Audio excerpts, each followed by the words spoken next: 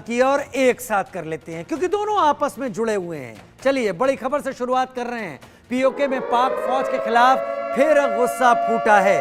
पाकिस्तानी फौज के विरोध में लोगों ने नारे लगाए हैं शहबाज सरकार और राज्य सरकार के खिलाफ। जी हां, पीओके में पाक फौज के खिलाफ गुस्सा, पाकिस्तानी फौज के विरोध में नारे, शहबाज सरकार और राज्य सरकार के खिलाफ आक्रोश है।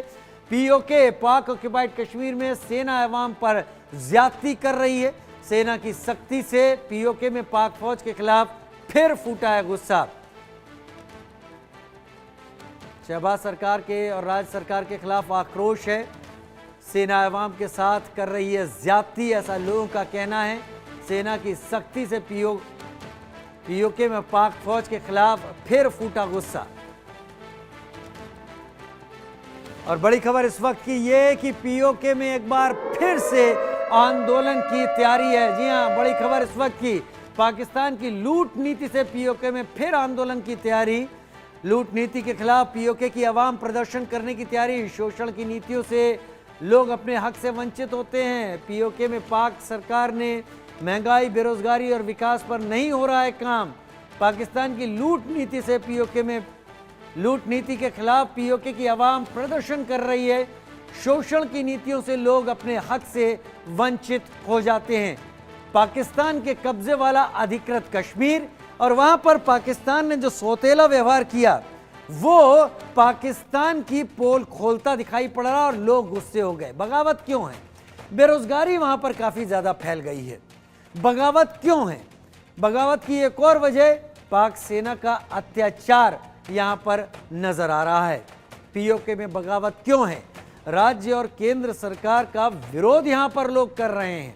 पीओके में बगावत क्यों है? संसाधनों पर सरकार और सेना ने कब्जा कर लिया है। पीओके में बगावत क्यों? बिजली की समस्या, हालांकि बिजली यहीं पर पैदा होती है लेकिन यहां दी ही नहीं जाती पाकिस्तान गवर्नमेंट की तरफ से। आवाज दबाने की कोशिश हो रही है, जुल्म सितम हो रहा है, लोग गायब कर दिए जा रहे हैं, मार दिए जा रहे हैं और पता नहीं चल रहा। समस्याओं पर कोई सुनवाई पाकिस्तान में नहीं की जा रही है। महंगाई एक ऐसी चीज, खैर पाकिस्तान में पैसा होने के बाद भी जब आटा खाने को नहीं है तो लोगों के पास महंगाई के कोई मायने ही नहीं रह जाते। मोहम्मद अली शाह डिफेंस एक्सपर्ट के तौर पर मेरे साथ जुड़ गए हैं। पीओके को समझाएं मेजर। भाई देखिए, पीओके की जो जमीन है पाकिस्तान ऑक्युपाइड कश्मीर, वो जमीन दरअसल हमारी थी, हमारी है और हमारी थी। अब अगर उसको समझाने की बात करें तो पाकिस्तान ने इस पर गैर कानूनी, इलीगल एक तरीके से जबरदस्ती का हमला, एक कब्जा कर बैठा है। अब वही कब्जा, अब जाहिर सी बात है, अब आप किसी को जबरदस्ती, जोर जबरदस्ती कान पकड़कर घसीट कर उसको बोलोगे मेरे साथ शामिल हो जाओ, क्या उसका दिल होएगा? नहीं होएगा। मैं एक एग्जांपल देता हूं, एक एनालॉजी देता हूं, बड़ी इंटरेस्टिंग एनालॉजी है। ये तो वही बात होगी ना, आप किसी को जोर जबरदस्ती करके आप शादी रच रहे हो, आपने शादी रच ली, लेकिन क्या उसका दिल आपके पास आ पाएगा? नहीं आ पाएगा, कभी नहीं आ पाएगा। तो यही बात है, ये समझाने के लिए अगर मैंने ये एनालॉजी इस्तेमाल करी है कि वहां के जो लोग हैं उनका दिल नहीं है पाकिस्तान के साथ मिलना, क्योंकि पाकिस्तान उनपे बदसलूकी करता है, उनसे जोर जबरदस्ती करता है, उनके वहां पे पावर का कई प्रॉब्लम है, एनर्जी की क्राइसिस है, पानी की प्रॉब्लम है। वहां पे सेकंड ग्रेड या थर्ड ग्रेड सिटीजन की तरीके से उनको मानते हैं। केवल पीओके ही नहीं, गिलगित बल्चिस्तान बल्कि पाकिस्तान 4 या 5 हिस्सों में बढ़ जाएगा इसी की वजह से, और चिंगारी यहीं से बढ़ेगी। तो बात ऐसी है कि यही सही टाइम है हिंदुस्तान के लिए अगर हमें पीओके वापस लेना है तो। और पीओके वापस लेने के लिए इतना आसान है, लोग पूछते हैं, क्योंकि चीन की investment, CPEC, China Pacific economic corridor भी वहां से गुजरता है। देखिए, बात ऐसी है कि जब वहां की जनता सड़कों पे आ जाए, वहां की जनता खुद बोले हमें नहीं रहना है, अरे आपने जो मजबूरन शादियां होती हैं वो ज्यादा लंबी टिकती नहीं है, वो क्योंकि वो जबरदस्ती, जोर जबरदस्ती कराई गई होती है, दिल नहीं जीत पाते हैं वहां पे। बस यहीं पे मैं वो एनालॉजी यहाँ पे इसलिए दी ताकि लोग समझ पाए एक कॉमन बात, जोर जबरदस्ती करके वो तो पीओके ये बुरे हाल है। ये राजू भाई का हालात। ठीक है, ये शादी जबरदस्ती नहीं टिकती, लेकिन शादी नहीं है, ये जिंदगी है वहां के लोगों की। ये भारत के उस कश्मीर की स्थिति है जो पाक ऑक्यूपाइड इस वक्त है। इस बीच संजीव श्रीवास्तव जी भी मेरे साथ फॉरेन एक्सपर्ट के तौर पर जुड़ गए हैं। बहुत स्वागत है संजीव जी आपका जुड़ने के लिए, क्योंकि बड़ी खबर का भी रुख कर लेते हैं आप लोगों के साथ। पीओके में केंद्र और राज्य सरकार के खिलाफ वहां के नाराजगी इस वक्त, खैर इस वक्त जो बड़ी खबर मैं आपके सामने बता रहा हूं, पीओके में केंद्र और राज्य सरकार के खिलाफ नाराजगी है। यूनाइटेड फोरम पाक सरकार की उपेक्षा से पीओके में भारी नाराजगी है। पाक सरकार ने विकास के नाम एक खोखला वादा किया। पाक सरकारों ने संसाधनों को सिर्फ लूटा है। पीओके के लोगों में संसाधनों पर कब्जा है, पाक सरकार उस कब्जे को छोड़े। संसाधनों पर पाकिस्तान का कब्जा बर्दाश्त नहीं है। पीओके के लोग गरीबी की मार से बेहाल होते जा रहे हैं। पीओके में केंद्र और राज्य सरकार के खिलाफ नाराजगी है। तो पीओके में अत्याचार की भी बात बता देते हैं। अभी हम लगातार यही बता रहे थे अपने दर्शकों को, पाक फौज के जुल्म पर लोगों का सब्र टूट गया है। वहां पर पीओके में अत्याचार है। पीओके में आज़ादी का आंदोलन अब तेज हो गया है। पीओके में पाकिस्तान के खिलाफ अब प्रदर्शन होने लगे हैं, और ये प्रदर्शन अब सेलेक्टिव जगहों पर नहीं हो रहे हैं, अब कहीं भी हो रहे हैं प्रदर्शन। पाकिस्तान के कब्जे से आज़ादी की मांग वहां पर की जा रही है, क्योंकि उन्हें फर्क दिखाई पड़ रहा है और समझ में आ रहा है। पीओके के शहरों कस्बों में पाक के खिलाफ नाराजगी है, क्योंकि दोयम दर्जे का पाक ऑक्यूपाइड कश्मीर को माना जाता है। उस जगह को केवल इसलिए रखा गया है कि वहां से संसाधनों को निचोड़ा जाए और अपनी जेब भरी जाए। मेरे साथ इस वक्त संजीव श्रीवास्तव भी इस वक्त लगातार जुड़े हैं। संजीव जी, कि क्या ज़रूरत इस वक्त है भारत को उस धर्म को निभाने की जहां पर भारत इन चीज़ों का इंतज़ार करे? पाकिस्तान अक्सर इंटरनेशनल फोरम पर जम्मू कश्मीर की स्थिति को लेकर बड़े बड़े दावे और बड़े बड़े तनाव के हालात पैदा करता है, लेकिन जो ऑक्यूपाइड कश्मीर है वहां पर स्थिति ये है कि वहां के लोग अगर इंसाफ मांगने जाते हैं तो ऑन रिकॉर्ड उन्हें विदेशी बता दिया जाता है। भारत क्यों नहीं इन छोटे पॉइंट्स को एक्सप्लॉइट करता अगर पाकिस्तान भारत को घेरने की कोशिश करता है तो? देखिए राजीव जी, पाकिस्तान ऑक्युपाइड कश्मीर और गिलगित बल्तिस्तान में जो पाकिस्तान के हुक्मरानों का दमन, शोषण, बर्बरता, अत्याचार जो दिख रहा है वो अब एक्सपोज होता जा रहा है और पूरी दुनिया इससे अवगत हो रही है। और जाहिर है कि इसके खिलाफ जो पीओके और गिलगित बल्तिस्तान के जो हमारे जो भारतीय लोग हैं वहाँ पर वो धरने प्रदर्शन कर रहे हैं। उनके ऊपर एक इलीगल ऑक्यूपेशन है, वो हमारे अपने देश के ही लोग हैं, हमारे अपने भाई बहन हैं।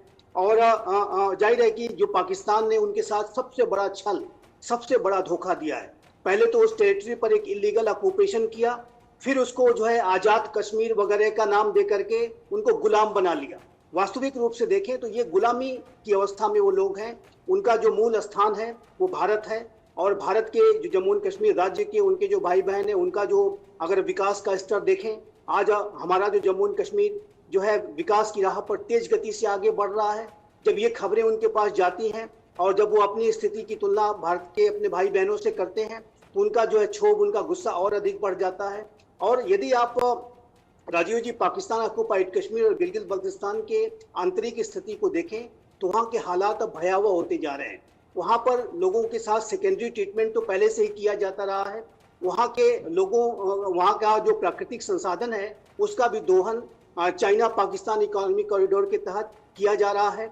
वहाँ के रिसोर्सेज को पंजाब में डाइवर्ट कर दिया जाता है, चाइना भेज दिया जाता है, और जाहिर है कि उस पूरे क्षेत्र पर चाइना के जो इंजीनियर्स और मजदूर वगैरह भी वहाँ पर अपना जो है एक डोमिनेशन स्थापित करने की उनकी साजिश चल रही है। यहीं तक नहीं, पाकिस्तान ऑक्युपाइड कश्मीर और गिलगित बल्तिस्तान की जो बहुल शिया बहुल आबादी है उसका भी डेमोग्राफिक ट्रांसफॉर्मेशन करने की साजिशें रची जा रही हैं। पाकिस्तान के अन्य प्रांतों से सुन्नी आबादी को पाकिस्तान ऑक्युपाइड कश्मीर और गिलगित बल्तिस्तान में बसाने की भी जो कोशिश चल रही है उससे भी लोग छूट गए। तो ये जो उनका गुस्सा है वहाँ के लोगों का वो बिल्कुल अब आप सड़कों पर आ चुका है। आप जैसा कि आपने कहा, आपने बताया कि अब ये एक के दुक्के जगहों पे नहीं, पूरे पाकिस्तान ऑक्युपाइड कश्मीर में और गिलगित बल्तिस्तान में जगह जगह प्रदर्शन हो रहे हैं और लोग अपना भविष्य जाहिर है कि वो अपने मूल स्थान भारत में ही देख रहे हैं। और मेरा ऐसा मानना है कि इस तरीके और जब कभी भी वो जब सड़कों पे आते हैं तो पाकिस्तानी हुक्मरानों का वहाँ पे ISI आर्मी पुलिस फोर्सेस का जो दमन होता है वो और अधिक बढ़ जाता है। उनका फोर्स डिसअपेरेंस होता है, हत्याएं होती हैं, महिलाओं बच्चों के साथ बदसलूकियां की जाती हैं, हर तरीके से उन्हें बेसिक कम्युनिटी से तो वंचित पहले से ही रखा जाता रहा है। तो ये जो पाकिस्तान के अंदर के जो पाकिस्तान ऑक्युपाइड कश्मीर और गिलगित बल्तिस्तान के जो हालात हैं वो किसी से छुपे नहीं हैं, और ये जैसे जैसे वहाँ पर लोगों की आवाज़ और बढ़ेगी, पूरे अंतर्राष्ट्रीय समुदाय में ये खबरें जाएंगी, और जाहिर है कि जो पाकिस्तान ऑक्युपाइड कश्मीर और गिलगित बल्तिस्तान के भारत में विलय की सबसे बड़ी जो भूमिका है वो हमारे वहाँ के अपने लोग ही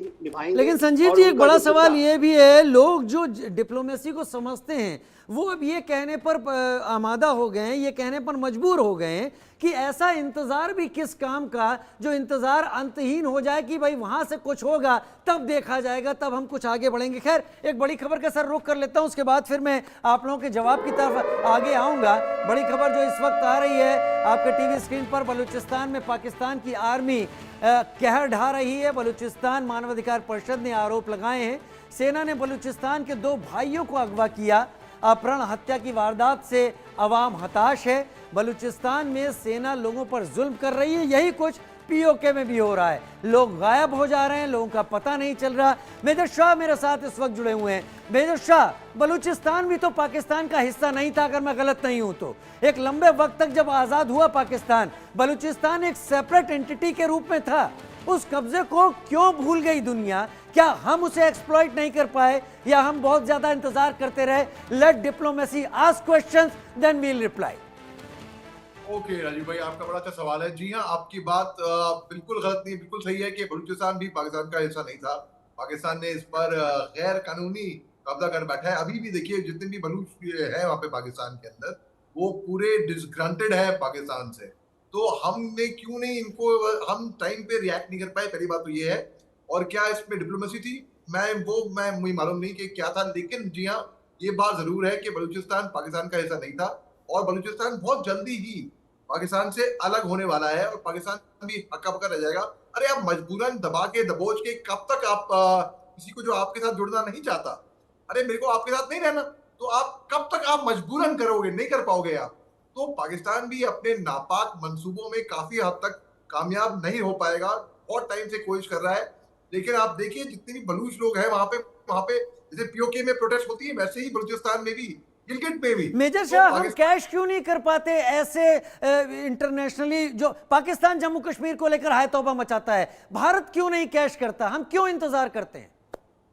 ये बहुत ही अच्छा सवाल है, और हमको कैश करना चाहिए, मैं भी ये बात मानता हूं। और हम लोग क्यों नहीं टाइम पे कर पाते? क्योंकि कई सारे इंटरनेशनल रूल्स हैं, कई सारे डिप्लोमेसी, कई सारे स्ट्रेटजीज हैं ऊपर के लेवल की, जो हम उस टाइम पे नजर नहीं आती हैं, तो हम नहीं देख पाते। लेकिन मैं जानता हूं कि ऊपर के जो लोग बैठे हैं, जो डिसीजन मेकर्स बैठे हैं, वो जो निर्णय लेते हैं कि हमें क्या करना है, हमें ऑन ग्राउंड लगता है कि हाँ हमें करना चाहिए, बड़ा आसान होगा। लेकिन हो सकता है उनकी कुछ मजबूरियां रही हो, लेकिन मुझे लगता है अभी वक्त आ गया है कि बहुत जल्दी पीओके हमारे साथ वापस, हम पाकिस्तान से तो अलग कर देंगे, ये बात तो है, चाहे हम करें चाहे वो खुद करें, चाहे कैसे भी हो, पीओके पाकिस्तान से अलग होगा। और जो इनकैशमेंट की बात है, जो वहां के मौकों का फायदा उठाने की बात, जी हाँ, हम शायद हो सकता है कि अगर हमारी विदेश नीति या हमारी गवर्नमेंट अगर कुछ एक स्टेप ले, तो हो सकता है कि कुछ एक अच्छा कदम इसके बारे में हो सकता है। कोई बड़ा कदम इस बारे में हो सकता है। मैं बड़ी खबर का रुख कर लेता हूं, उसके बाद एक बार फिर अपने मेहमानों की तरफ लौटूंगा। बड़ी खबर जो इस वक्त की आ रही है, बड़ी खबर चीन और पाकिस्तान की दोस्ती से जुड़ी हुई बड़ी खबर। बहुत अच्छे दोस्त एक दूसरे को मानते हैं, लेकिन इसमें दरार भी दिख रही है। सुरक्षा को लेकर पाकिस्तान से नाराज हो गया है चीन के लिए पाकिस्तान में रहना अब सुरक्षित नहीं, ऐसा मानना है। स्थिरता और सुरक्षा पर ध्यान दे पाकिस्तान। बगैर सुरक्षा के पाकिस्तान में विकास संभव नहीं, क्योंकि दर्द चीन को इस बात का हो रहा है कि बलूचिस्तान में बलोच हमला कर रहे हैं उन चीनी नागरिकों पर जो वहां पर आकर सीपीईसी का काम, सीपेक का काम वहां पर चलवा रहे हैं और वहां पर रहते हैं, लिहाजा उन पर वो बलोच हमले करते हैं, और वो चीज़ सुरक्षा देने में पाकिस्तान संभव नहीं है। बगैर सुरक्षा के पाकिस्तान का विकास संभव नहीं है। अब यहाँ पर जो भस्मासुर पाकिस्तान ने पैदा किया था, कभी TTP Taliban, good bad Taliban में उलझा पाकिस्तान, कभी उसने भारत के खिलाफ आतंकवादियों को बढ़ाया तो वो उसके लिए अपने नागरिक हो गए और भारत के खिलाफ लड़ने वाले वो जांबाज कहलाने लगे पाकिस्तान के नज़र में, और अब वो पाकिस्तान को ही वहाँ पर डस रहे हैं। तो लिहाजा चीन को लग रहा है कि यहाँ पर सुरक्षा नहीं है और उसकी बात अब पाकिस्तान करे। संजीव जी, मैं पाकिस्तान की इन मजबूरियों पर सवाल नहीं रखना चाहता जो चीन पाकिस्तान के बीच में उलझ रही हैं। ये होना ही था, ये सारी चीज़ें वहाँ पर लोगों का रिटेलिएशन है, रिएक्शन है। लेकिन भारत और पाकिस्तान के बीच में पीओके एलओसी के जरिए बटा हुआ है। पाकिस्तान एक्टिविटीज़ भारत में करवाता है। पाकिस्तान का वेस्टर्न फ्रंट इस वक्त अफगानिस्तान के साथ उलझा हुआ है।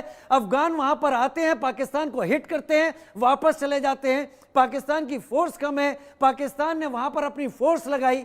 पाकिस्तान को आराम चाहिए था, इसलिए उसने भारत से सीज फायर कर लिया और भारत इतना ज्यादा नियमों में बंधा देश बन गया कि उसने पाकिस्तान के गुनाहों को माफ कर दिया और सीज फायर कर लिया। अब उसका खामियाजा भारत भुगत रहा है जब वहां से लोग आकर हमला करते हैं। पीओके तो बाद में मिलेगा। संजीव जी, ये सीज फायर किसने जारी रखा हुआ है? क्या इंटरनेशनल डिप्लोमेसी इसको अलाउ करती है? पाकिस्तान को तो फायदा है इसमें। देखिए, ये बात तो सच है कि सीज फायर से पाकिस्तान को उसके भारत के जो फ्रंट पर उससे राहत मिली है। और जाहिर है कि जब सीज फायर वायलेशंस हुआ करते तो उस समय की स्थितियां अलग थी। लेकिन ये जो सीज फायर हुआ है उससे जो बॉर्डर के एरियाज के जो लोकल पॉपुलेशन है उसको भी बड़ी राहत मिली है, इसमें कोई दो राय नहीं है। वहाँ के लोग अब अपनी खेती करते हैं और अपना चैन से अपने दिन रात बिता रहे हैं और ये पिछले कई वर्षों से चल रहा है। लेकिन इतना मानना पड़ेगा राजीव जी, आपने बिल्कुल सही कहा कि जो पाकिस्तान के जो आतंक परस्त मंसूबे हैं वो आज भी कायम है। और इसी वजह से चाहे वो सीज फायर जरूर भारत और पाकिस्तान के बीच में वर्तमान समय में है, लेकिन जहां तक पाकिस्तान के भारत के साथ संबंधों की जो बहाली का प्रश्न है तो वो संभव नहीं है, कोई बातचीत भी संभव नहीं है। क्योंकि अभी हाल में जिस तरीके के मंसूबे पाकिस्तान के दिखे, इसमें हमारे टेरिटरी पर 4 दिनों में 4 हमले हुए और जाहिर है कि उससे ये बिल्कुल स्पष्ट है कि पाकिस्तान आज भी आतंक। मेजर शाह का रुख करता हूं मैं, माफी के साथ अभी आपको रोक रहा हूं। मेजर शाह, क्या हम इस सीज फायर की आड़ में एक हैवी शेलिंग का इंतजार कर रहे हैं बॉर्डर एरियाज में?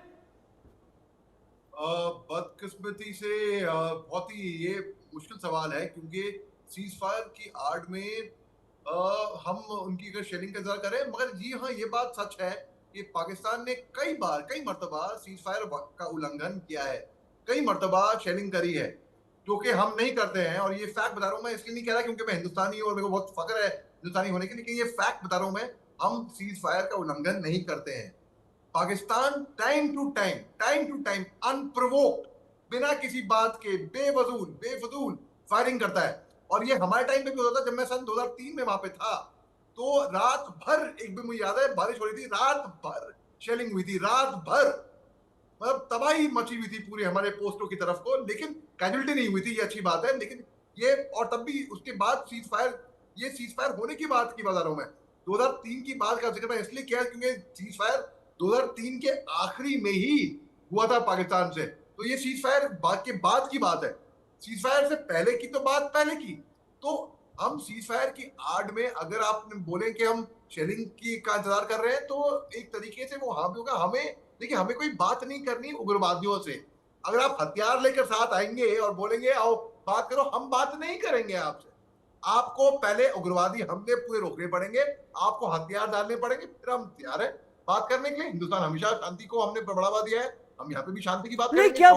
क्या बुरा है मेजर शाह कि वेस्टर्न फ्रंट और इंडिया के साइड वाला फ्रंट जो भारत का वेस्टर्न सेक्टर है, इसके बीच में पाकिस्तान का सैंडविच बने? आखिर वो भी इन चीजों को समझे कि अब तक वो जो एडवेंचर कर रहा है भारत में टेररिस्ट को भेजकर, उसका असर कितना बुरा होता है। क्या ये अपॉर्चुनिटी हमारे हाथ से नहीं जा रही है क्या?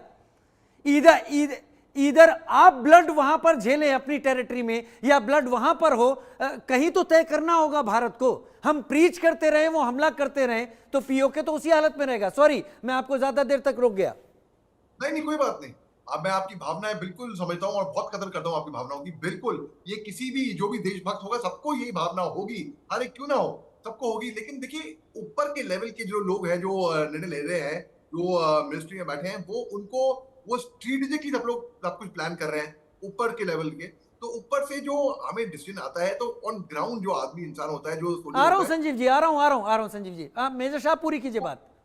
वो एग्जीक्यूट करता है अपने ऑर्डर्स अपने अपने तरीके से। और जो फौजी जो होता है वो तो अपनी जान की परवाह ना करके, अपनी जान की बाजी लगाकर, अपनी जान पे करे बगैर वो वहां पे सर्विस करता है। तो बिल्कुल इस पे तो कोई शक की बात है ही नहीं कि चलिए एक हम बड़ी लोग। खबर का रुख कर लेते हैं, एक बड़ी खबर का रुख कर लेते हैं और उसके साथ मैं संजीव जी का रुख करूंगा। संजीव जी, मेरा भी सवाल होगा, उसका सवाल का जवाब आप जरूर दीजिएगा क्योंकि सवाल बहुत वजह वाला है जो मैं रखना चाहूंगा आपके सामने। लेकिन चीन ने पाकिस्तान के साथ रिश्तों की अहमियत अब घटा दी है, जो पता चल रहा है। चीन के लिए पाकिस्तान अब सर्वोच्च प्राथमिकता नहीं रहा। पाकिस्तान में चीन के कई प्रोजेक्ट पर काम रुका। पाकिस्तान में पिछले दिनों चीन के इंजीनियरों पर हमला हुआ था। पाकिस्तान में चीनी नागरिकों पर हो रहे हमले के चलते अब सशर्त काम करने की बात यहां पर चीन रख रहा है। खैर, ये इतनी बड़ी समस्या शायद पाकिस्तान के लिए नहीं है क्योंकि कई सारे प्रोजेक्ट पर इस तरह की तल्खी सामने आई है, चीन के नागरिकों इंजीनियरों पर हमले हुए हैं। संजीव जी, पहले तो आप अपना एतराज बताएं। आप आपने उंगली उठाई थी, क्या कहना चाहते थे आप इस वक्त?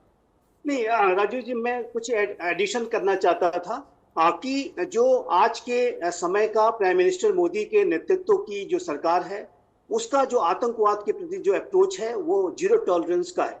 आतंकवादी घटनाएं अवश्य हुई हैं, लेकिन उसके संदर्भ में आपने देखा कि अभी एक हाई लेवल की एक बैठक भी आयोजित की गई थी और इसमें इन सब सारे विषयों पर गंभीर मंत्रणा की गई है।